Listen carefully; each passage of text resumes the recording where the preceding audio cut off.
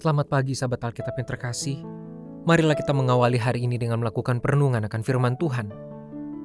Bacaan Alkitab kita pada hari ini berasal dari kitab Keluaran pasalnya ke-34 ayat 1-9.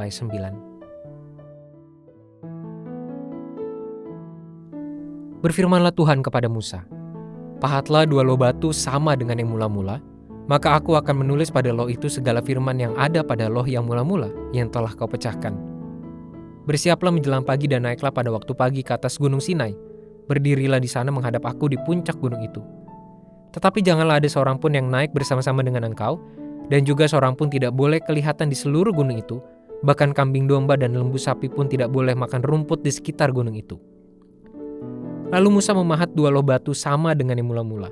Bangunlah ia pagi-pagi dan naiklah ia ke atas gunung Sinai, seperti yang diperintahkan Tuhan kepadanya, dan membawa kedua loh batu itu di tangannya.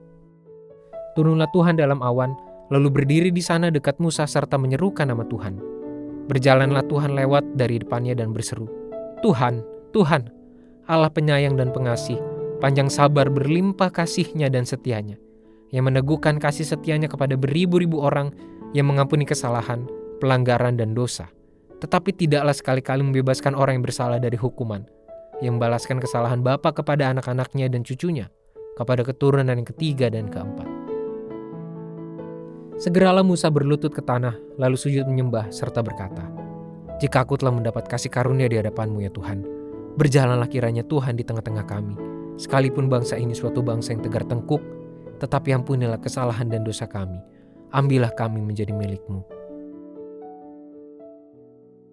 Kesempatan adalah pengalaman yang begitu didambakan oleh hampir setiap manusia di seluruh setiap aspek kehidupannya, entah itu terkait sekolah, pekerjaan, hubungan rumah tangga, dan lainnya. Namun, sebuah kesempatan akan begitu diharapkan ketika seseorang memiliki cara pandang yang mengapresiasi hal tersebut atau menganggap penting sesuatu yang memang ingin ia dapatkan atau alami. Misalnya, seorang yang menganggap penting sebuah pengalaman bersekolah ke perguruan tinggi tentu sangat mendambakan kesempatan untuk mengalami hal tersebut. Kemudian, pada saat ia mendapatkan kesempatan itu, tentu ia akan melakukan segala upaya secara maksimal demi membuahkan keberhasilan. Beda halnya dengan orang yang tidak menaruh minat atau menganggap penting sebuah pengalaman bersekolah ke perguruan tinggi. Meski ia mendapatkan kesempatan untuk mengalaminya, namun akibat cara pandangnya yang tidak menganggap itu penting, tentu ia tidak akan memberikan sedikit pun daya guna atas kesempatan tersebut.